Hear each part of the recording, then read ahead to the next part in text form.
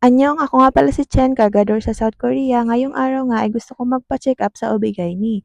Medyo nagbago pa nga isip ko dito kasi medyo na-short sa budget kasi ang dami kong binabayaran.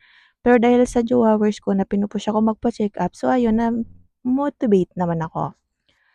Kasi nga natatakot ako na malaman if may sakit ba ako or something kasi sa totoo lang matagal ko na gusto magpa-check-up kaso sa takot hindi ko napu-push.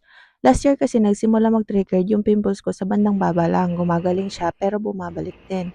Nagpa-derma ako last year, naging okay naman siya. Tapos this year ulit, bumalik ulit siya.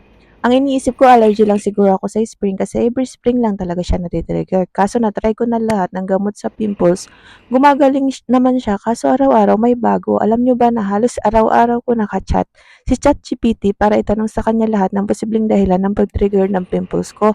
Halos nabili ko na nga lahat ng na-recommend niya kasi hindi talaga siya nag-i-stop. Kaya naisipan ko mag-ask sa mga kawork kong Pinay dito sa South Korea if may alam silang OB/GYN.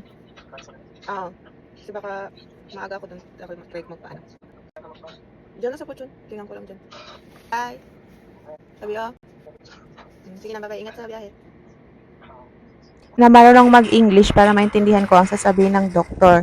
Tara, abangan nyo next vlog kung ano ang result.